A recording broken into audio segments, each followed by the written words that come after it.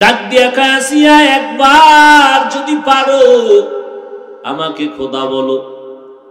বলে বলবো না।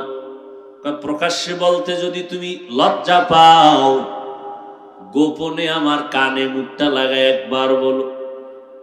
আসিয়া ডাক দিয়া কয়, ফেরাউন তুমি জানো না তোমারে মিশরের মানুষগুলো ফাঁকি দিয়া চলতে পারে। আমি এমন খোদার গোলাম যাকে ফাঁকি দেওয়ার কোনো রাস্তা নাই। আমি গোপনে বলতে পারবো না, আমার আল্লাহ শুনে। এক পর্যায়ে ফেরাউনের মাথা গরম হয়ে গেল। ওজিরে আজম হামান রে কয়, একটু বুঝাইয়া দেখো। হামানও বুঝাইয়া পারে না। ফাইনাল সিদ্ধান্ত, আসিয়া আমারে খোদা বলে যদি স্বীকার না দেও, আমি তোমাকে শুলিবিদ্ধ করে মেরে ফেলবো, ফাঁসির মঞ্চে নিয়ে যাব। আসিয়া ডাক দিয়া কয়, আমাকে ভয় দেখায় লাভ নাই। জীবনে আসছি একবার, মরণ হবে একবার। তবে যার হাতে আমার জীবন, আমি তার গোলাম হইয়া মরতে চাই। ঘোষণা হয়ে গেল, আসিয়াকে জবাই দিবে, শুলিবিদ্ধ করে ফেলবে। আসিয়া চোখের পানি ছেড়ে কাঁদতেছেন। অত্যাচার, এত বড় একটা খোদা ফেরাউনের ঘরে আমার মতো বান্দির থাকার জায়গা নাই। আমি একটা রাষ্ট্রের নায়কের স্ত্রী হই, আমার খানা নাই, কষ্ট। হঠাৎ দেখে রাস্তার পার্শ্বে দিয়ে মুসা নবী হেঁটে যান।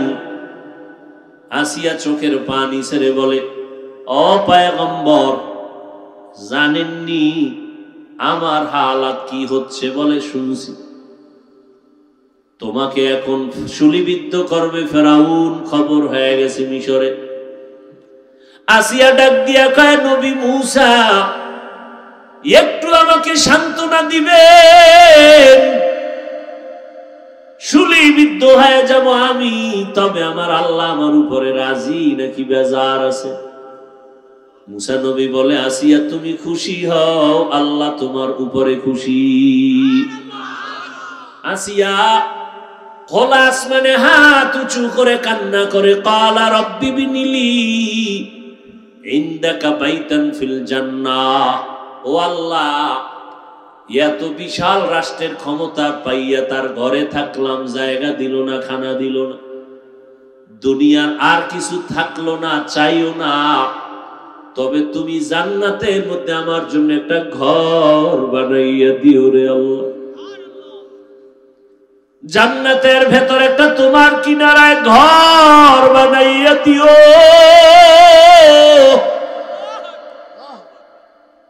আল্লাহ আসিয়ার দোয়া কবুল করে ফেললেন। আসিয়ারে যখন ফাঁসির মঞ্চে নিয়ে যায়, পর্দার আড়ালের আম্মা যান, এতক্ষণ আমার আপনার সন্তানদের যা বুঝাইলাম, আপনার সন্তান যুবকদের যা বুঝাইলাম, এর পিছনে কিন্তু আপনি মায়ের অবদান অপরিহার্য কর্তব্য। কারণ এই দুনিয়ায়, আখিরাতের লাইনে বলেন আর দুনিয়ার লাইনে বলেন, যত ভালো ভালো সন্তান হয়েছে সব হলো মায়ের অবদানের কারণে। এরে আম্মা জান, আপনার অবদান এ দুনিয়ায় যত ভালো, সন্তানের ব্যবহার ভালো, আদর্শ ভালো, সবগুলোর পিছনে মায়ের অবদানের কারণেই হয়েছে। এরে আম্মা জান, আপনারা কিন্তু দামি নারী। খাদিজা রাদিয়াল্লাহু আনহার মতো নারী, ফাতেমা রাদিয়াল্লাহু আনহার মতো নারী, আয়েশা রাদিয়াল্লাহু আনহার মতো আপনারা নারী। আরে আম্মা জান, আপনারা আলেম হাফেজে কোরআনদের মায়ের মতো মা। ইসমাইল নবীর মা হাজেরা আলাইহিস সালামের মতো আপনারা নারী। ঈসা নবীর মা মারিয়াম আলাইহিস সালামের মতো দামি নারী। এই বেঈমান ফেরাউনের স্ত্রী আসিয়ার মতো আপনাদের সম্মান। আপনার স্বামী তো আপনাকে পর্দা করলে বাধা দেয় না, নামাজ পড়তে বাধা দেয় না। আর বেঈমান ফেরাউন আসিয়ার উপরে কত অত্যাচার, কত নির্যাতন, নিপীড়ন। আসিয়ার ঈমান এত তাজা, ফাঁসির মঞ্চে যায় আর আসিয়া বলে ভয় নাই। কান্নার মধ্যে হঠাৎ করে মুস্কি হাসি দিলেন আসিয়া। ফেরাউন ডাক দিয়া কয়, ও বিবি, তুমি কান্নার টাইমে হাসলা কেন? বলে, ও ফেরাউন, তুমি বুঝবা না, আমি মাওলার কাছে কান্নার কারণে আল্লাহ আমার অন্তর চক্ষু খুলে দিয়েছি। আমার মাওলা আমার জন্য জান্নাতে যে ঘর বানাইছেন, ওই ঘর আমি তাকায়া দেখতেছি। আমার তো জানা মতে বাঙালিরা রাত্রে ঘুমায় না, মোবাইল আসার পরে সারা রাত মোবাইলের ডিউটি করে, হক আদায় করে, কবিরা গুনাহ করার মাধ্যমে। ওয়াজে আসলে ঘুম আসে কেন? এখন বাজে কয়টা? কেউ ঘুমায় রাত্রে?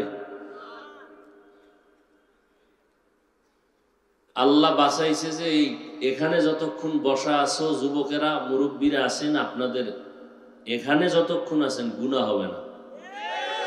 এর বাইরে গেলেই গুনাহ স্টার্ট। কথার গুনাহ, চোখের গুনাহ, হাতের গুনাহ, অন্তরের কল্পনার গুনাহ শুরু হয়ে যাবে। আল্লাহ মাফ করুক, না জানি এখানে বসেও কেউ গুনার কল্পনা করে। আল্লাহ মাফ করেন। জীবনে কি অর্জন করেছেন হিসাব করছেন কোনোদিন? কতদিন বাঁচবেন? দেখতে দেখতে দেখতে দেখতে হায়াত শেষের দিকে, একদিন চলে যাচ্ছে, হায়াত একদিন কমে গেল। বুড়া হইয়া বাঁচবেন, যুবকদের গ্যারান্টি আছে? বরং ইদানিং যত মরণের খবর বেশিরভাগ যুবক। ঘুমের বিছানায় ঘুমাইছে আর উঠে না, বিদায়। পানির নিচে, গাড়ির নিচে, ঘরের থেকে বের হয়ে মাকে বলছে, মা 1 ঘন্টা পরে আসতেছি, বন্ধু বান্ধবের সাথে কাজ আছে, ঘুরে আসবো। 2 ঘন্টা পরে টেলিফোন আসছে, লাশ নিয়ে যাও। এই যুবক, একবারও চিন্তা করছো কি অর্জন করলা? মরার পরে কি নিয়ে যাবা আর রেখে গেলা কি?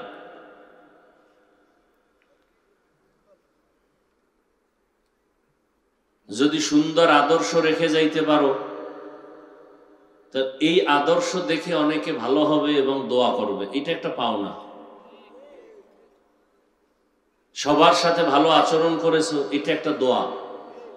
সবাই মরে গেলে বলবে না ছেলেটা খুব ভালো ছিল, স্কুলে পড়লে কি হবে, ব্যবহার ভালো ছিল, এটা একটা দোয়া। কিন্তু তুমি কি করেছো?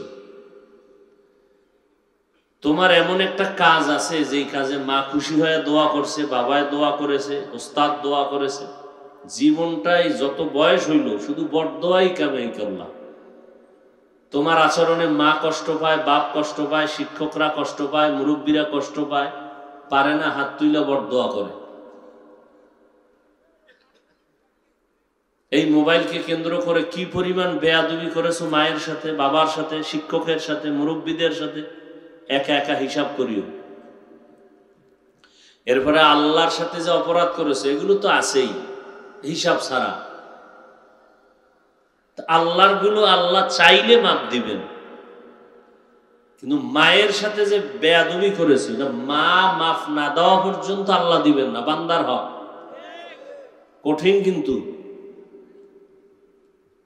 শিক্ষকের সাথে যদি বেয়াদবি করে থাকো, যতদিন পর্যন্ত সে ক্ষমা দিবেন না ততদিন পর্যন্ত আল্লাহ দিবেন না। আল্লাহ না করুন ক্ষমা না নিয়ে যদি কবরে যাও, তো বান্দার হকের জন্য আটকা পড়বা।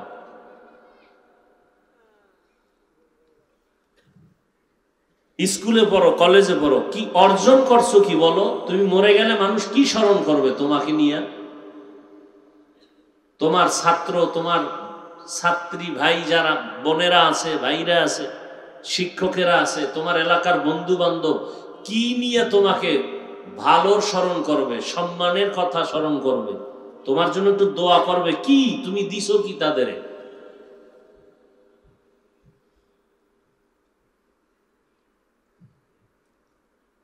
আজকে তোমরা যাদের বই পইরা ইংলিশে কথা বলো, অঙ্ক শিখছো, বাংলা শিখছো, কি পরিমাণ ওই লোকটার নীতি এবং আদর্শ ভালো থাকার কারণে তার বইটা সব ছাত্রছাত্রীরা গ্রহণ করেছে। জীবনে যদি বেয়াদবি করত, তার লেখা বই কোন স্কুলের ছেলে মেয়েরা নিত না। আল্লাহর পক্ষ থেকেই মোহাব্বত থাকতো না এটার প্রতি। তুমি কি দিয়ে গেলা জাতিকে? তোমার থেকে তো এই জাতি অনেক কিছু চায়, তোমার মধ্যে তো দেওয়ার মতো আছে, কিন্তু তুমি সব নষ্ট করে ফেলতেছ। তোমার থেকে জাতি আদর্শ চায়, অন্ধকার সমাজের আলো চায়, পরিবারে, সমাজে, ব্যক্তি, রাষ্ট্রে অল টাইম চতুর্মুখী তোমার থেকে মানুষ ফোকাস চায়। তুমি কি দিয়েছ? সারা দিন রাত গুনা গুনা গুনা। ভালো কিছু দেখতি মোবাইল দিয়া, তো মানুষের কাছে উপস্থাপন করতে পারতা। ভালো কিছু দেখার মতো নাই মোবাইলে।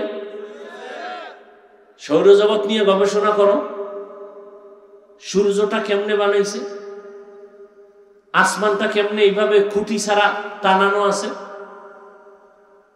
দেহ নিয়ে গবেষণা করো, মানুষের চোখ কেমনে বানাইছে, ব্রেন কেমনে বানাইলো, হার্ট কিভাবে চলতেছে। এগুলো গবেষণা করতে করতে তো তোমার 20 বছর লাগবে।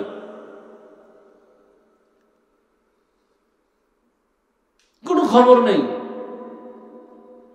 তুমি মুসলমান, এই যে বর্তমান দুনিয়াতে এখন সন্ত্রাসী কর্মকাণ্ড, ইসলামের জেহাদের বিরুদ্ধে স্লোগান, তোমাকে যদি বলা হয় তুমি মুসলমান, তুমি যে লাইনেই পড়ো, তুমি যদি জাতির রাহবার হতে চাও, তাহলে তোমার চতুর্মুখী জ্ঞান রাখতে হবে। তুমি একজন মুসলমান, তুমি ইসলামের পবিত্র জেহাদের বিধান মানো? যদি বলে হ্যাঁ মানি, তো বলো তো ইসলামে জেহাদ, যুদ্ধ, সন্ত্রাসীরাও করে যুদ্ধ, করে না? দ্বিমুখী যুদ্ধ, সন্ত্রাসীদের যুদ্ধ আর ইসলামের যুদ্ধে ব্যবধান কি?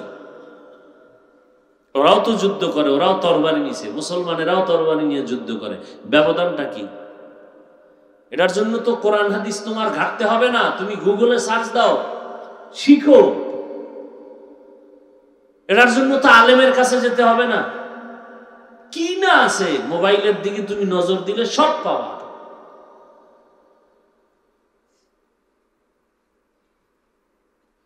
তোমার আদর্শ, তোমার মধ্যে আল্লাহ এত কিছু দিয়ে রাখছেন, যেগুলো তুমি 100 বছরও যদি পৃথিবীতে বন্টন করো, এরপরও তোমারটা তোমার কাছে থেকে যাবে। কাজী নজরুলের ইতিহাস পড়ো, রবীন্দ্রনাথের ইতিহাস পড়ো, এরাও তো তোমার মতো মানুষ ছিল। তার ব্রেনের মধ্যে যা ছিল তোমার মধ্যে আছে। তুমি খরচ করো না, তুমি ব্যয় করো না, তুমি কাজে লাগাও না। তোমার এই বয়স পর্যন্ত শুধু সময় নষ্ট ছাড়া কিছুই করো নাই, নকল ছাড়া পরীক্ষায় পাশ করতে পারো না। এই তোমার জিন্দেগি।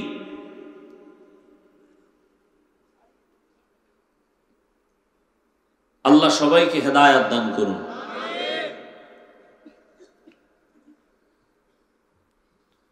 হ্যাঁ হ্যাঁ, একজন সালাউদ্দিন আইয়ুবী রহমতুল্লাহ আলাইহি, ইতিহাস পড়ো, গুগলে সার্চ দাও, সুলতান সালাউদ্দিন আইয়ুবী মিশর বিজয় করেছেন, সিরিয়া বিজয় করেছেন, যুবক।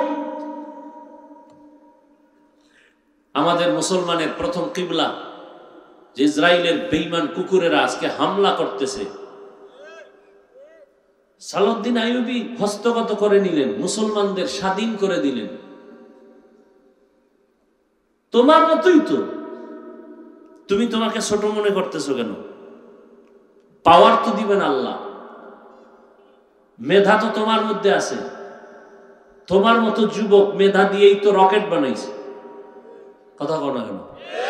প্লেন আবিষ্কার করেছে, তুমিই তো। তোমার ভেতরে তো সেই মেধা ঢুকানো আছে, লুকায়িত আছে, ব্যবহার করো। মোবাইল কে বানাইছে? জিনে? হ্যাঁ, মানুষ বানাইছে। তুমি তো মানুষ। আর গোটা পৃথিবীর মধ্যে বাংলাদেশের মানুষ, এই বাংলাদেশের মানুষের মেধা ভিন্ন, ভালো।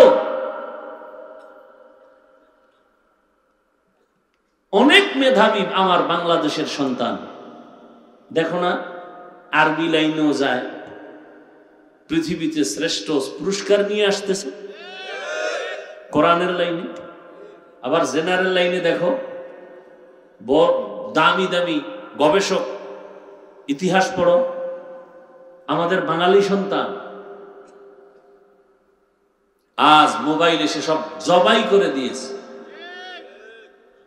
মা বাবারা নির্বাক হয়ে চুপ হয়ে আছে। ছুরি দিয়া গলা কাটা এটা ডাইরেক্ট, আর মোবাইল দিয়া জীবন জবাই করা ইনডাইরেক্ট। মা বাবা এর সহায় হচ্ছে, বাধা দেওয়ার মতো মা বাপ নাই। আর এখন বাধা দেওয়ার মুরাদ নাই। ছেলে বড় হয়ে গেছে, বাধা দিলে বাবার কল্লা কেটে দিবে সন্তান। কারণ সন্তান এখন এমন হয়ে গেছে, মা ছাড়তে রাজি, বাপকে ছাড়তে রাজি, মোবাইল ছাড়তে রাজি না, বন্ধু বান্ধব এদেরকে ছাড়তে রাজি না, ওদের পাল্লায় পরে মরতে রাজি, মা বাবার কথা শুনতে রাজি না।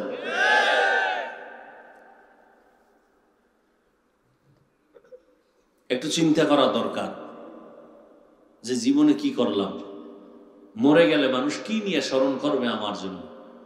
তুমি একজন ডাক্তার হও, একজন ডাক্তার হও, একজন ইঞ্জিনিয়ার হও, ২৫০০০-এর জন্য না, ২৫০ কোটি মানুষের জন্য ডাক্তার হও। তুমি শুধু এই এলাকার ডাক্তার না, তুমি এমন ডাক্তার হও তোমার আদর্শের কারণে জাতীয় পর্যায়ে নয়, আন্তর্জাতিক পর্যায়ে তোমাকে হায়ার করে নিয়ে যাবে বিদেশ। আমার দেশের এমন ডাক্তার নাই? আরে কথা, সত্য কথা বলো। আমার দেশের ডাক্তারকে হায়ার করে কলকাতা নিয়ে যাচ্ছে, সিঙ্গাপুরে নিয়ে যাচ্ছে। তুমি তো সেই লাইনের এক সন্তান। তবে এই লাইনে থাকতে হলে, উঠতে হলে দুইটা পুঁজি লাগবে। কয় পুঁজি? দুইটা পুঁজি মজবুত করো। জীবনের সাফল্যতার জন্য, সফলতার জন্য, চূড়ান্ত বিজয়ের জন্য দুইটা জিনিস কমন তোমাকে ধরে রাখতে হবে: সুস্থতা আর সুন্দর চরিত্র। এই দুইটাই নষ্ট করতেছে মোবাইল। চিকিৎসা বিজ্ঞানীরা বলেন, মানুষের জীবনের আল্লাহর দেওয়া ফিরি রাতের ঘুম হলো শরীরের মহা ঔষধ। দিনের ঘুম না রাতের ঘুম? সমস্ত চিকিৎসা বিজ্ঞানীর একমত, দিনের ঘুম নয়, রাতের ঘুম শরীরের মহা ঔষধ। হাজারো রোগকে দাফন করে দিবে রাতের ঘুম, আর হাজারো রোগকে জিন্দা করে দিবে রাতের ঘুম নষ্ট করলে। আর রাতের ঘুম কোন টাইমের ঘুম? প্রথম অংশের ঘুমও না, শেষ ভাগের ঘুমও না, মধ্যভাগের ঘুম। আমাকে হুজুরকে কথা মানিস না, মানবি না, এটি তোর মাথায় ঢুকবে না। তোরে যেই মেডিসিন খাওয়াই দিছে, যে হুজুরকে মাথায় কিচ্ছু নেই, সব বোকা। তো তুমগো লাইনের যারা জাগো দেখলেই সার সালামালাইকুম, সার সালামালাইকুম, তোমাদের গুরু প্যান্ট শার্ট টাইওয়ালা, বসে প্রস্রাব করার মুরাদ নাই, দাঁড়াইয়া প্রস্রাব করতে হয়। দেখো তোমাদের চিকিৎসা বিজ্ঞান কি বলে, আমগো হুজুর গোড়া বাদ দাও, আমগোটা তো ফরের খালের মরার ফরের ভিডিওর কথা বাদ দাও। তুমগো লাইনের গুরু যারা, এরা কি বলে? এগোটা যদি না মানো তা তুমি তো মানুষ না, তুমি অমানুষ। দাঁড়াইয়া প্রস্রাব করলে কিডনি ড্যামেজ হয়ে যায়। গুগলে আজকে সার্চ দিবা যে দাঁড়াইয়া প্রস্রাব করলে কি ক্ষতি কি লাভ, এটা লেখা সার্চ দিবা আজকেই। কোন হুজুরের কাছে যাওয়ার দরকার নেই। সেদিন এক ডাক্তারের লেকচার শুনলাম, এক ডাক্তার লেকচার দিছে একটা হাদিসের শব্দ দিয়ে 42 মিনিট। কথার এক পর্যায়ে পানি নিয়ে কথা আসছে, বলছে জিন্দিগিতে এর সামনে যারা বসা সব টাইওয়ালা। আমার দেশে বাংলা ঢাকায় টাইওয়ালারা সব বৈশা দামি দামি মানুষ শুনতেছে। বলছে আমার সাথে ওয়াদা করেন মৃত্যু পর্যন্ত কোনোদিন দাঁড়াইয়া পানি পান করবেন না, ওয়াদা করেন। সবাই ওয়াদা করাই দিছে। কেন? দাঁড়াইয়া পানি পান করলে যত ক্ষতি হবে এর মধ্যে বড় ক্ষতি কিডনির ক্ষতি। নবীর কথা তো তুমি মানবা না। আমরা আজীবন কইছি হাত ধুইও খানা খাওয়ার আগে, না কাম হইব না। খোদায় করোনা দিয়ে আমি ধোয়াইতেছে না, উল্টা হেরা ওই মেডিসিন হাতে লয়ে আমার একটা হুজুর ধুইবেন নি। আর আমরা যে এতবার কইছি দৌ, এটা মানে নাই। আমগোটা মানলে সুন্নত আদায় হইতো, হাত দোয়াও হইতো, আল্লাহ খুশি হইতো। যেমন আমি এমনি বুঝাই, তুমি এখন বাসায় যাবা, আমিও যাব, তুমি গিয়ে ফ্রেশ হবা না? অভদ্র পোলাপান ফ্রেশ হইব না, যেহেন রাই থেন কাই। তোমরা ভদ্র, বাসায় গিয়ে ফ্রেশ হবা না? আমিও ফ্রেশ হব। ফ্রেশ হইতে গিয়ে তুমি কি করবা? হাত ধুইবা, চেহারা ধুইবা, পাও ধুইবা, এই তো মোটামুটি। আমিও কিন্তু এইভাবে ফ্রেশ হব, তবে আমারটা হবে অজু। দেখো তো, একটু চিন্তা করো। আমিও কিন্তু হাত ধুবো, চেহারাটা ধুইব, পাও ধুইব।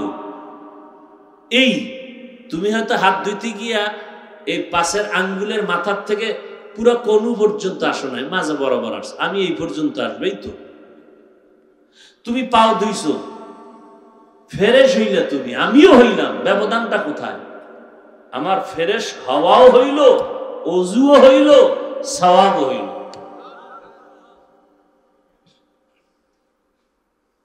তুমি খানা খাইতে গেলে হাত ধো, আমিও ধুই। তুমি কোন রকম আঙ্গুলে বাড়ি মাইরা বসছো, আমি একটু হাতের দোনো কবজা পর্যন্ত ধুইছি, সুন্নত আদায় হইল। তুমিও ঘুমাইছো বিছনায়, বালিশ উফরে দিয়ে ঘুমাইছো না নিচে? আমিও কিন্তু নিচে দিছি। ব্যবধানটা কোথায়? আমি ডান কাতে ঘুমাইছি, দোয়া পড়ছি, অজু সহকারে ঘুমাইছি, তুমিও ঘুমাইছো। তুমি কিন্তু সকালবেলা আজান শুনছো, উঠো নাই, আর একটু পরে রিল্যাক্স করি আর একটু। আমিও কিন্তু উঠে গেছি, কেন? আমার নামাজ পড়া লাগবে। তা তুমি উঠো না একটু পরে, কত পরে? পরে পরে করতে করতে ফট করে রেডি, আরে আমার 8টায় তো ডিউটি আছে। তা তুমি উঠলা, মন মতো তো শুইতে পারলা না, মনে চাইলেও পারলা না, তোমার ডিউটি যেতেই হবে। তার আমি উঠলাম, আমার ডিউটি নামাজ পড়ে আবার ঘুমাই গেছি। এবার তুমি ডিউটিতে লেগে গেল। কেমনে বুঝাইলাম? বুঝাইলে তুমি মানবা? বলো। ইসলাম তো কঠিন কিছু না। পৃথিবীতে ইসলামের মতো সহজ ধর্ম আর কিচ্ছু নেই। সহজ, তোমার সামনেই তো। গোপন কিছু না যে আমরা আল্লাহর সাথে গোপন কিছু করি, সব ওপেন। তুমি নবীর আদর্শ বাদ দিয়ে চলো, আমি নবীর আদর্শ ঠিক রেখে চলি। এবার বলো, তুমি নবীর আদর্শ বাদ দিয়ে আমার থেকে কত উপরে উঠছো আর আমি কত নিচে নেমেছি? একটু পরামর্শ, মোজাকারা করি। তুমিও 3 বেলা খাও, আমিও 3 বেলা খাই। তুলনামূলক তোমার থেকে আমি বেশি খাই, পিওর খাই। তুমিও বাজার করো, আমিও বাজার করি। তুমিও লেখাপড়া করো, আমিও করি। তুমিও শিক্ষকতা করো, আমিও করি। তুমিও বাজারে যাও, আমিও যাই। তুমি রসুলের আদর্শ বাদ দিয়া বিয়ে শাদী করেছো, সন্তান হয়েছে। আমি রসুলের আদর্শ ঠিক রেখে বিয়ে শাদী করেছি, সন্তান হয়েছে। তুমি রসুলের আদর্শ বাদ দিয়ে ব্যবসা করো, চাকরি করো। আমি রসুলের আদর্শ ঠিক রেখে ব্যবসা করি, চাকরি করি। কেমন লাইনে নাই? তুমি রসুলের আদর্শ বাদ দিয়ে দেশ বিদেশ ঘুরো, আমি রসুলের আদর্শ ঠিক রেখে দেশ বিদেশ ঘুরি। বলো, আমাকে পিছনে ফালাইছো কত ইঞ্চি, আর তুমি কত ইঞ্চি আগায় গেছো? আর কেমনে বুঝাইলে বুঝবা? বলো। মহামারী করোনায় তোমাকে শিক্ষা দিছে, তুমি খেয়াল করো নাই। স্কুল বন্ধ, কলেজ বন্ধ, চাকরি বন্ধ, ব্যবসা বন্ধ, একটা কোরআনের মাদ্রাসাও বন্ধ হয়নি। বলো কোন হুজুর বেতন 5,000, বাকি 6 মাস? কিন্তু এই মহামারীতে কোন হুজুর রাস্তায় গিয়ে ভিক্ষা চেয়ে বলেছে আমার মাইয়া বলা নিয়ে না খায় মরতেছি, কিছু ভিক্ষা দাও? বলেছে কেউ? অথচ তুমি লাখ লাখ টাকা কামাই করে ডানে বামে, এরপর যেই সরকারেরটা খাও, এই সরকারের গদিতে আগুন জ্বালাবার জন্য আবার মানব বন্ধন করো। আমাকে হুজুরেরা মসজিদের বেতনের জন্য কয়দিন মানব বন্ধন করছে যে কমিটি বেতন কমায় দেয় কেন, বাকি রাখে কেন, আর নামাজ পড়াবো না। বরং ভোর রাত্রে আল্লাহর কাছে কান্দে, আল্লাহ যা দেও এর মধ্যে বরকত দিও। ব্যাস 5,000 টাকায় খুশি, জিন্দেগি চলতেছে। চোখের সামনে গোপন কিছু না। রসুলের আদর্শ মানার কারণে তুমি তো দুনিয়াতে বেঁচে থাকবা, সম্মানের চেয়ার দখল করবা, এজন্য কত সার্টিফিকেটের পেছনে দৌড়াও। আমি হাফিজুর রহমানের সম্মান কম না বেশি? মিথ্যা বলবা না, যেটা আছে ওইটা কম। কম? আমার তো কোনো সার্টিফিকেট নাই, আমার তো কোনো ডিগ্রি নাই। আরবি লাইনে আমরা, কোরআনের লাইনেও তো অনেক ডিগ্রিদারি হুজুরের অভাব নাই, মুফতি, মুহাদ্দিস, মুফাসসির, ট্রিপল টাইটেল, কামেল, কত কিছু। আমার তো কিচ্ছু নেই। আমি তো নিজেরটা নিজেই বলি, আমার এলেমও নাই, আমলও নাই, কিচ্ছু নেই। এরপরও কেন আপনারা দাওয়াত দেন আর এই রাত্র 12টা পর্যন্ত শীতের মধ্যে কেন বসছেন, এটা তো জিজ্ঞেস করা দরকার। কারণটা কি? এটার কারণ তো আমি খুঁজে পাই না। আল্লাহর শকর বুঝাবার জন্য বলছি, আল্লাহ আপনি আমাকে অহংকার থেকে হেফাজত করেন। আমি যদি চাই প্রতিদিন 12 মাস হেলিকপ্টারে প্রোগ্রাম করব, সম্ভব? প্রতিদিন কই আমার 14 গোষ্ঠী বিক্রি করলেও তো কপ্টারের খরচ হবে না। এই সম্মান কি কোনো বাবায় দিছে না আল্লাহ দিছেন? তুমি তো সম্মানের জন্য সবকিছু করো, সার্টিফিকেট ছাড়া না খাইয়া মরবা। তো সার্টিফিকেট ওয়ালা বহু আল্লাহর বান্দা বেকার। আল্লাহ সম্মান দিলে কিচ্ছু লাগে না, কিচ্ছু লাগে না, কিন্তু সে আল্লাহর সাথে সম্পর্কই নেই, আল্লাহকে চিনোই না। আমার রসুলকে চিনো না তুমি। বিধর্মীরা চিনে আর কালেমা পড়ে, আর তুমি মুসলমানের ঘরে আইসা রসুলের সুন্নাত জবাই করো। জবাই করতেছ। একজনের বলে, এই যুবক টুপি পরো না কেন? তো যেই যুবকটার দিল নরম, রসুলের প্রতি একটু মায়া আছে, হুজুর টুপি পরা দরকার, রসুলের সুন্নাত পারি না, একটু দোয়া চাই, চেষ্টা করো। আর যেটা গাদ্দার, ওটাকে টুপি না দিলে অসুবিধা কি? টুপির মধ্যে কি ইসলাম? এটা কি আদব না বেয়াদব? এ ভাই দাড়ি রাখো না কেন? একজনের দরকার রসুলের আদর্শ, পারি না, চেষ্টা করব, দোয়া চাই। গাদ্দার গুলো কি বলবে? না রাখলে অসুবিধা কি? দাড়ির মধ্যে কি ইসলাম? টুপির মধ্যে কি ইসলাম? পোশাকের মধ্যে কি ইসলাম? প্রশ্নটা আমারে করো কেন? মদিনার রওজায় গিয়ে নবীরে করতে পারো না? এই নবী, তুমি দাড়ির জন্য এত তাকিদ দিছো কেন? দাড়ি না রাখলে অসুবিধা কি হবে তোমার? টের পাবি হাউজে কাউসারের সিরিয়ালে যেদিন দাঁড়াবো, টের পাবি সেদিন, ওদিন টের পাবি আমার সুন্নত জবাই করলে কি হয়।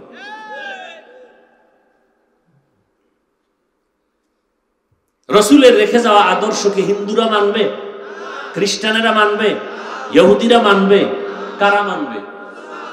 মুসলমান। তুমি মুসলমান, তুমি মানো না কেন? বিয়ার পরে বাঁচার গ্যারান্টি কই?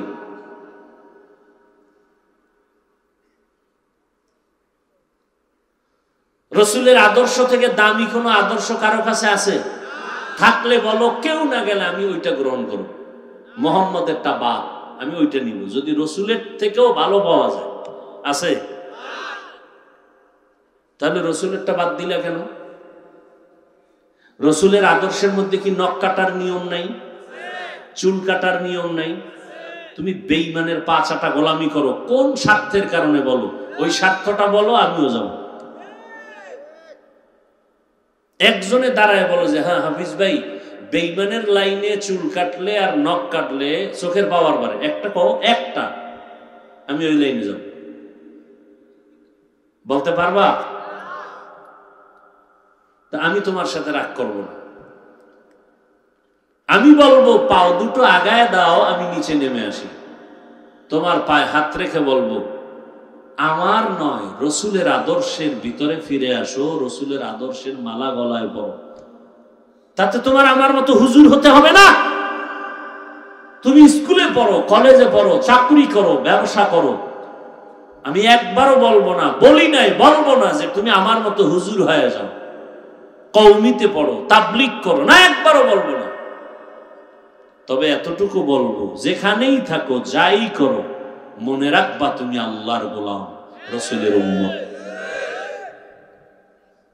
কত হিন্দু মুসলমান হচ্ছে, কত বৌদ্ধ মুসলমান হয়, কত ইহুদি, কত খ্রিস্টান কালেমা পড়তেছে।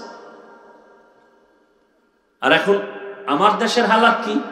চট্টগ্রাম, উত্তরবঙ্গে যাবেন, টাকা দিয়া, বাড়িঘর দিয়া মুসলমানকে কাদিয়ানি বানাচ্ছে। এই হলো আমাদের ঈমান। বড় কঠিন। আপনি আজকে ইসরায়েল নিয়ে ভাবতেছেন, ওই ভিডিও তো আমার কপালে, আপনার কপালে আসতেছে। ওদের টার্গেট তো শুধু ফিলিস্তিন নয়, গোটা বেঈমান হলো এক মুসলমানের বিপক্ষে। যেখানে ওরা কালেমাওয়ালা মানুষ পাবে, যেখানে মুহাম্মদের আদর্শওয়ালা পাবে, সেখানে ওরা আক্রমণ করবে।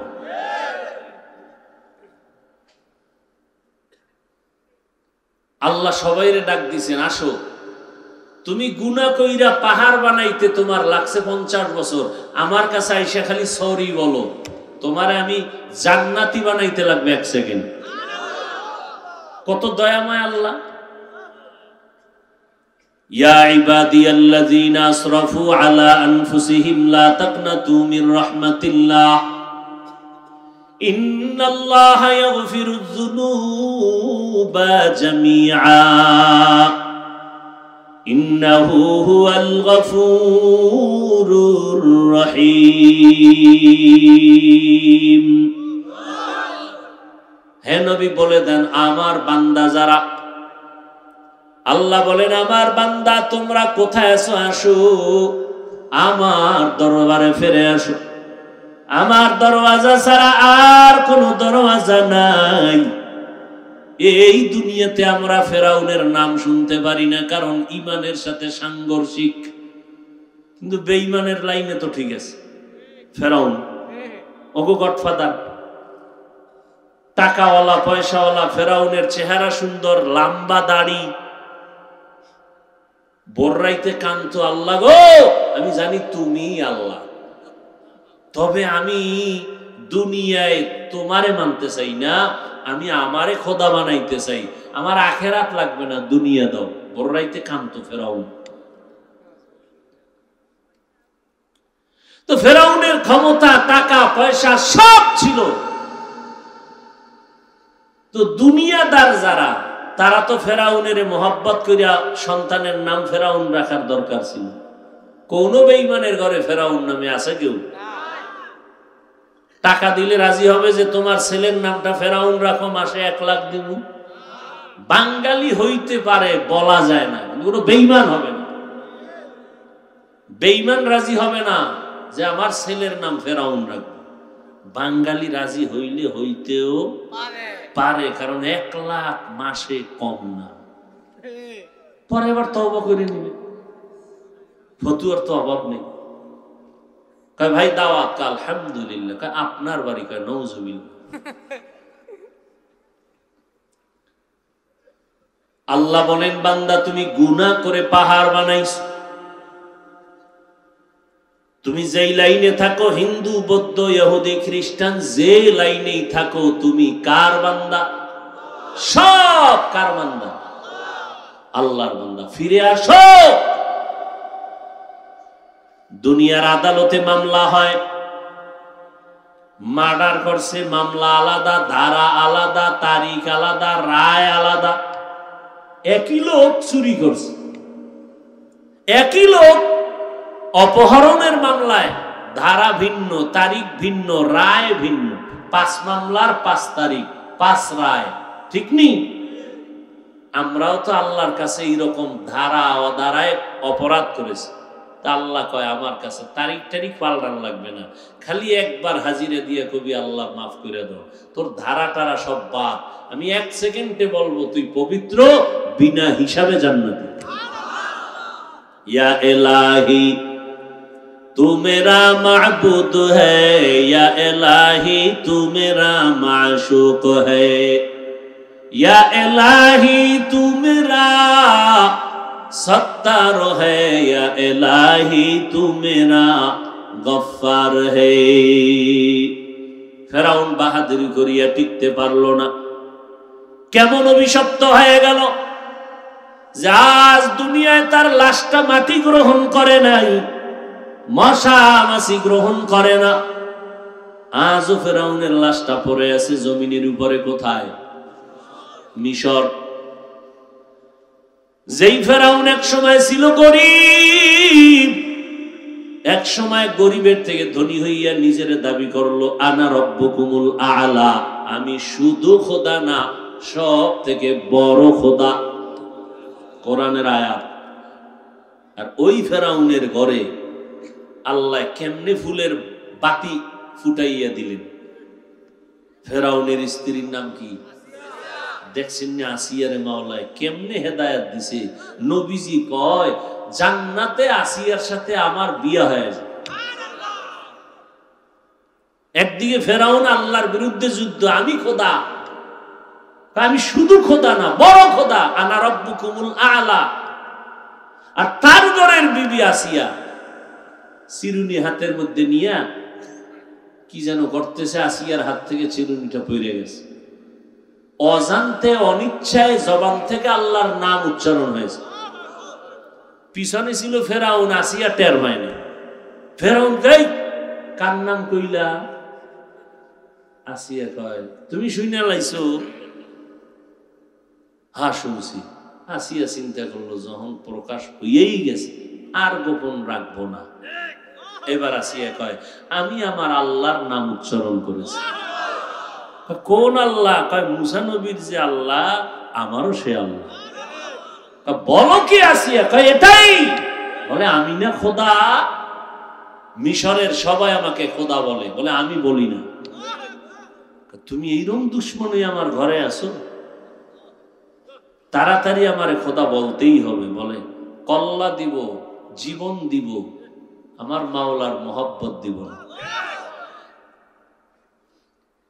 ফেরাউনের মাথা গরম হয়ে গেল, ডাক দিয়া কয় আসিয়া একবার যদি পারো আমাকে খোদা বলো। বলে বলবো না। প্রকাশ্যে বলতে যদি তুমি লজ্জা পাও, গোপনে আমার কানে মুখটা লাগায় একবার বলো। আসিয়া ডাক দিয়ে কয় ফেরাউন তুমি জানো না তোমারে মিশরের মানুষগুলো ফাঁকি দিয়া চলতে পারে। আমি এমন খোদার গোলাম যাকে ফাঁকি দেওয়ার কোনো রাস্তা নাই। আমি গোপনে বলতে পারবো না, আমার আল্লাহ শুনে।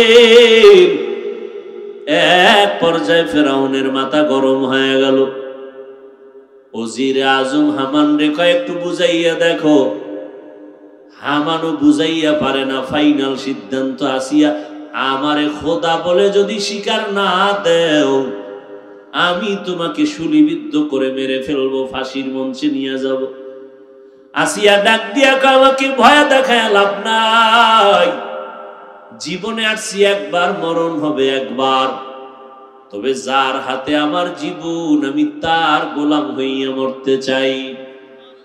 ঘোষণা হয়ে গেল আসিয়াকে জবাই দিবে, শুলিবিদ্ধ করে ফেলবে। আসিয়া চোখের পানি ছেড়ে কাঁদতেছেন। অত্যাচার, এত বড় একটা খোদা ফেরাউনের ঘরে আমার মতো বান্দির থাকার জায়গা নাই। আমি একটা রাষ্ট্রের নায়কের স্ত্রী হই, আমার খানা নাই, কষ্ট। হঠাৎ দেখে রাস্তার পার্শ্বে দিয়ে মূসা নবী হেঁটে যান।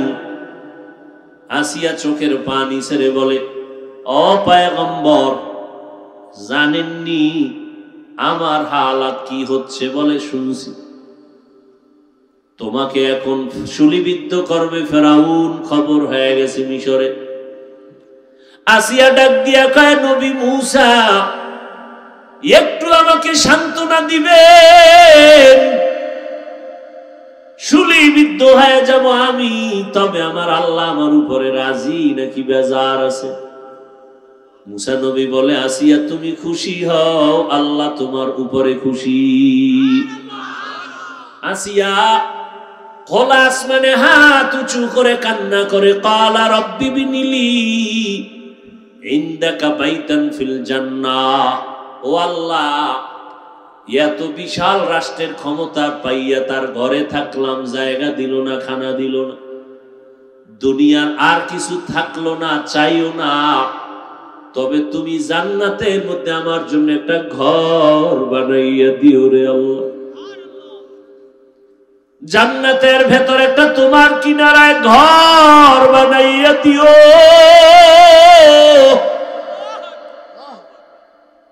আল্লাহ আসিয়ার দোয়া কবুল করে ফেললেন। আসিয়ারে যখন ফাঁসির মঞ্চে নিয়ে যায়, পর্দার আড়ালের আম্মা যান,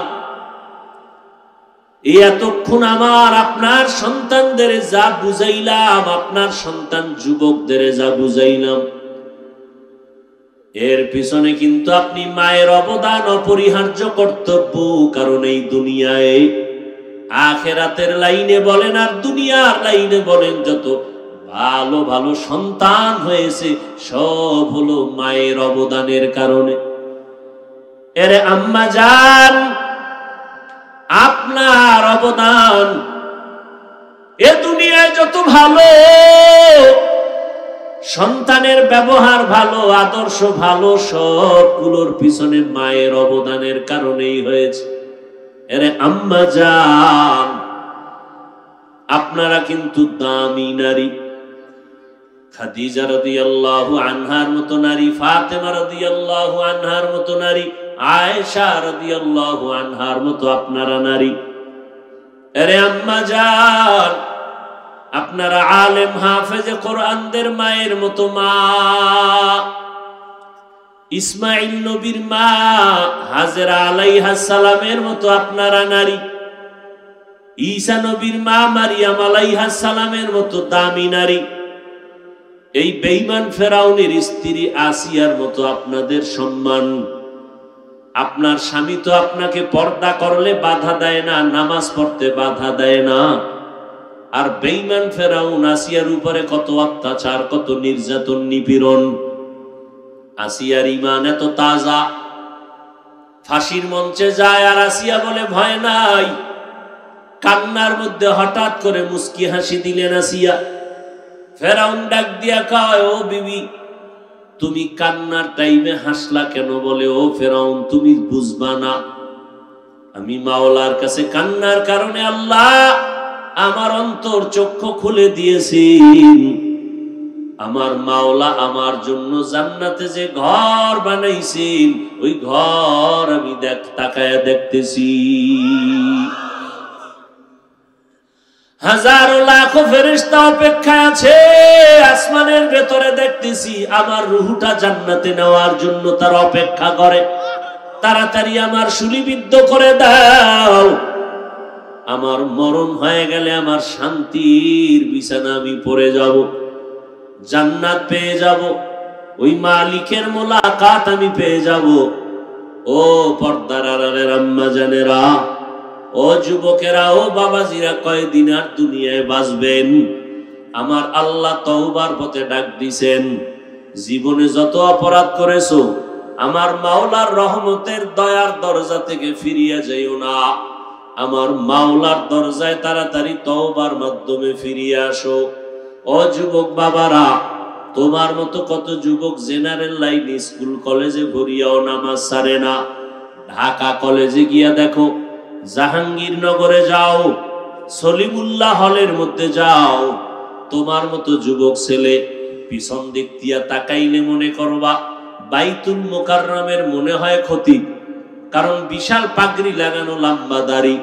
ভাইজান তুমি কোন জায়গার ইমাম? বলে ওয়াল্লাহি আল্লাহর কসম আমি কোথার ইমাম না। কি করো? বলে আমি ঢাকা কলেজে পড়ি। এমন সুন্দর ফেরেশতার লেবাস কেমনে পাইলা? বলে কোরআন ওয়ালাদের সাথে আমার সংযোগ আছে গোপনে গোপনে। আমি আলেম ওলামাদের পরামর্শ নেই, আর মা বাবার দোয়া নেই, মুরব্বীদের দোয়া নিয়ে চলি। নামাজ আমি বাদ দেই না। ও আল্লাহর বান্দারা, তুমি ডাক্তারি পড়ো, ইঞ্জিনিয়ারিং পড়ো, আল্লাহর শুকর আদায় করে দোয়া করি। তবে আদর্শ ইঞ্জিনিয়ার হও, আদর্শ ডাক্তার হও, বেয়াদব হইও না। তোমার ব্যবহারে যেন মা বাবা কষ্ট না পায়, তোমার আচরণে যেন আলেমরা কষ্ট না পায়, তোমার ব্যবহারে যেন কোনো মুরব্বী কষ্ট না পায়। তুমি সুন্দর আদর্শ দিয়া দাঁড়ায় যাও, মরিয়া গেল সবাই কলিজা ভরে দোয়া করবে। আদর্শ ডাক্তার হও, আদর্শ প্রফেসর হও, 5 বেলার নামাজ ঠিক মতো পড়ো। তোমার মতো যুবক রাস্তায় গাড়ি চালায়, নামাজ ছাড়ে না। মনের প্রশ্ন করো, তুমি কেন পারবা না? তোমার মতো বান্দা চাকরি করে, ব্যবসা করে, নামাজ পড়ে, তুমি কেন পারো না? ও বৃদ্ধ বাবাজি, আপনার মতো কত বুড়া মানুষ হাতে লাঠি নিয়ে মসজিদে গিয়া 5 ওয়াক্ত নামাজ পড়ে, আপনি কেন পারেন না? ও মা বোনেরা, আপনার মতো কত মা এখনো পাবেন এলাকায় ঘুরে পর্দা রক্ষা করিয়া চলে, স্বামীর মাল হেফাজত করে, স্বামীর অনুমতি ছাড়া স্বামীর একটা মাল নষ্ট করে না, খরচ করে না, 5 ওয়াক্ত নামাজ পড়ে, তাহাজ্জুদ পড়ে, সন্তানটাকে আদর্শওয়ালা বানানোর মেহনত করে, রাতের বেলা যায় নামাজ বিছাইয়া মাওলার দরবারে কান্না করে দোয়া করে। এরে আম্মা জান, আপনারা কেন পারবেন না? কয়দিনের দুনিয়াতে থাকবেন? মরিয়া গেলে তো কেউ আর নাম নিবে না। তবে হ্যাঁ, যদি নেক আমল করিয়া ভালো একটা সন্তানের মা হইয়া কবরে যাইতে পারেন, ওই সন্তানের স্মরণ করবে আর মাকেও দোয়া করবে। আপনার সন্তানের আদর্শ দেখে মানুষ যখন দোয়া করবে, তখন সন্তানের মায়ের জন্য দোয়া করবে। এরে বোনেরা, তোমার মতো কত যুবতী বোন স্কুল কলেজে পড়িয়াও অযথা মোবাইলে সময় নষ্ট করে না, নামাজ পড়ে, নিজের সতীত্ব বজায় রাখে, নিজের আদর্শ কখনো নষ্ট করে না, চরিত্র নষ্ট করে না। ও বোন, তুমি কেন এখনো তৈরি হতে পারো না? আমার আল্লাহ গুনাহওয়ালা যারা তাদের ডাক দিছেন, যারা গুনাহ করিয়া নিজেদেরকে জুলুম করেছো, সীমা লঙ্ঘন করেছো, আল্লাহর দরজায় ফিরিয়ে আসো। তওবার জন্য 2 রাকাত নামাজ পড়ো, তওবার নামাজ 2 রাকাত নামাজ পড়ে কান্না করো। আল্লাহরে বলো, আল্লাহ আমি তোমার কদমে সিজদা দিয়া তওবা করলাম। তওবার জন্য 2 রাকাত নামাজ। এমনে যেমনে নামাজ পড়েন এইভাবে, তবে সিজদায় যাই একটু আলাদা তাসবিহ আছে তওবার নামাজের। নিয়ত করবেন আমি গুনাহের থেকে মালিকের দরবারে তওবার জন্য নামাজে দাঁড়াইলাম। নামাজের নিয়ম মতো আলহামদু সূরা, অন্য সূরা পড়া রুকুতে যাবেন। 2 রাকাত নামাজে সিজদা হবে কয়টা? কথা বলেন না। 4টা সিজদা হবে। প্রত্যেকটা সিজদায় গিয়া সুবহানা রাব্বিয়াল আ'লা 3 বার বলার পরে, এরপরে 3 বার আপনি ওই তাসবিহটা পড়বেন খুব ধ্যানের সাথে। আল্লাহর কাছে আপনি নরম হইয়া গুনার কথা স্মরণ করিয়া 3 বার পড়বেন, ইয়া রাব্বি গফিরলি, ইয়া রাব্বি গফিরলি, ইয়া রাব্বি গফিরলি। অর্থ হলো, হে রব, তুমি আমাকে মাফ করে দাও। ও আল্লাহ, আমারে মাফ করিয়া দাও। ও আল্লাহ, তুমি আমারে মাফ করিয়া দাও। আমার গুনার খবর আমার মা জানে না। আমার এই বয়সে কত গুনাহ করছি আমার স্ত্রী জানে না, আমার ভাই বোন কেউ জানে না। আমার ভাই বোনেরাও যদি জানতো আমি বড় অপরাধী। আমি অনেক যুবকের থাপ্পড় লাগাইছি, আমি অনেক যুবকের অপমান করেছি। আমার ভাই বোনেরা, আমার মা বাবায় যদি জানতো আমি কোনো মুরব্বীর সাথে বেয়াদবি করেছি, আমি কোনো মানুষের সাথে খারাপ আচরণ করেছি, আমার ভাই বোনেরা এরকম জানতে পারলে আমার আর সম্মানের মহব্বতের নজরে দেখতো না। সবাই আমাকে ঘৃণা করে তাড়ায়া দিত, মা বাবাই ঘৃণা করত। ও আমার রব, তুমি সব জানার পরেও তো গুনার কারণে তাড়াইয়া দাও নাই, খানাও বন্ধ করো নাই। ঘুমের মধ্যে যদি তুমি সজাগ না করতামই তো একবারেই মরিয়া যাইতাম। তুমি সজাগ করছো, সজাগ হয়েছি। ও রব, কোন দিন জানি মরণ হয় জানি না, তবে আজকে থেকে তওবার জন্য রেডি হয়ে গেলাম। 2 রাকাত নামাজের 4টা সিজদার মধ্যে তসবিহ পড়ার পরে 3 বার পড়বেন ইয়া রব্বি গফিরলি, ইয়া রব্বি গফিরলি, ইয়া রব্বি গফিরলি। ও আমার রব, আমারে মাফ করিয়া দাও। আমার গুনার খবর আমার বন্ধু জানে না, আমার হাতের গুনার খবর কেউ জানে না। আমি জানি গুনার কারণে আমার হাত নাপাক, আমি জানি গুনার কারণে আমার জবান নাপাক, আমি জানি আমার গুনার কারণে আমার ঠোঁট নাপাক, আমি জানি আমার গুনার কারণে আমার চোখ 2টা নাপাক, আমার কান নাপাক, আমার পা নাপাক, আমার অন্তর নাপাক। এইভাবে মনে করিয়া 2 রাকাত তওবার নামাজ পড়িও, আর আল্লাহর কাছে চোখের পানি ছেড়ে কান্না করিও। আর মা বাবার দোয়া নিও। মা বাবায় যদি মাথায় হাত দিয়া দোয়া করে দেয়, দরজা খুলিয়া যাবে, আমার মাওলা খুশি হয়ে যাবে। ও যুবকেরা, ও বাবাজিরা, ও পর্দার আড়ালের মা বোনেরা, আল্লাহর কাছে গুনার কথা একটু স্মরণ করেন। চোখ 2টা বন্ধ করে একটু দেখেন জীবনে কোন দিন কোথায় কয়টা গুনাহ করেছিলেন। ভালো কাজের কথা সব মনে নাই, কিন্তু জীবনে কতটা অপরাধ করছেন সব চোখ বন্ধ করলে মনে হয় চোখের সামনে হাজির। আল্লাহ এগুলো মনে রাখাইয়া চায় বান্দা তুমি তাড়াতাড়ি তওবা করো। গুনার দিকে তাকাইয়া দেখেন চোখের দ্বারা কি পরিমাণ গুনাহ করছেন, জীবনে হাতের দ্বারা কত অন্যায় করেছেন, জবানের কথার দ্বারা গীবত আর গালাগালির দ্বারা কত অপরাধ করেছেন, এই জবানের কথা দিয়া কত মানুষের কলিজায় আঘাত করেছেন। ও আল্লাহর বান্দারা, একটু চিন্তা করেন, আমার মাওলা একবারও আপনারে তাড়াইয়া দেন নাই, বরং রাতের গভীরে, প্রত্যেক দিন রাতের গভীরে আল্লাহ প্রথম আসমানে এসে আপনাকে আমাকে ডাকতেছেন, ও গুনাহগারেরা তওবা কর, আমি তোরে মাফ করে দিব।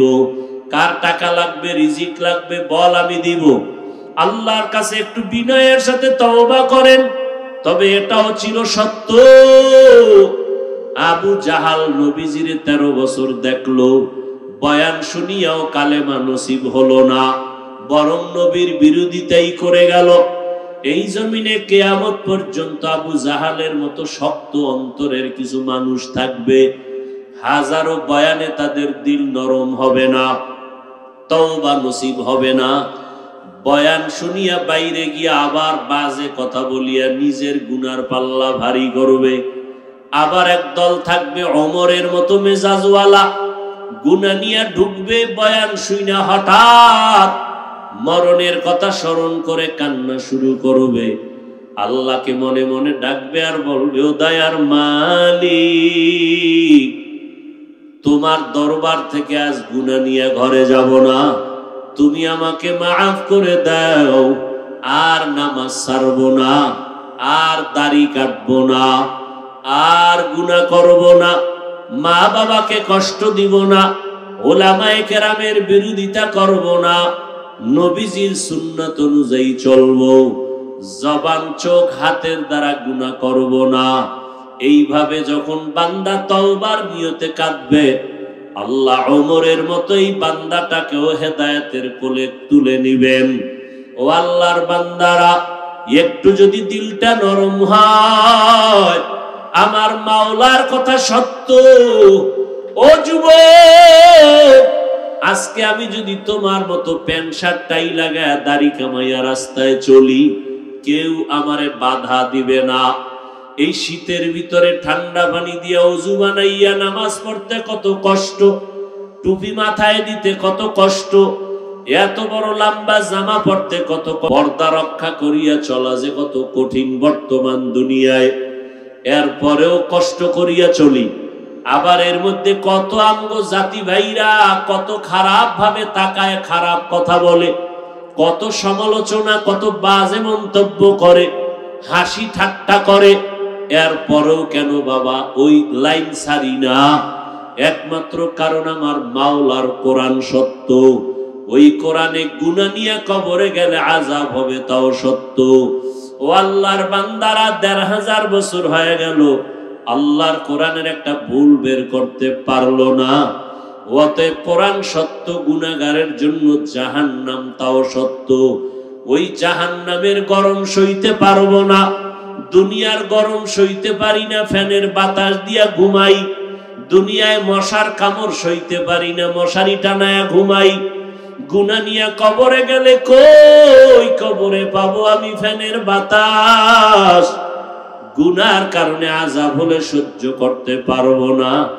এই চিন্তাই তো সাহাবায়ে কেরাম সারা রাত নামাজে কান্না করে কাটাইছেন। এমনকি আপনার আমার নবীও কান্না করে জীবন কাটাইছেন। অথচ আপনার আমার চোখে পানি নাই, মোনাজাতেও কান্না নাই। কপাল বুঝি পুড়িয়া গেছে। এখনো সময় আছে, তওবা করো, ফিরে যাও। আল্লাহকে মনে মনে বলো, আল্লাহ আর নামাজ ছাড়বো না, আর বেপরদায় চলবো না, দাড়ি কাটবো না, মুরব্বীদের সাথে বেয়াদবি করবো না। ওলামায়ে কেরামের দোয়া নিয়া, পরামর্শ নিয়া, নবীর তরিকা মেনে চলবো, মা বাবার দোয়া নিয়া চলবো।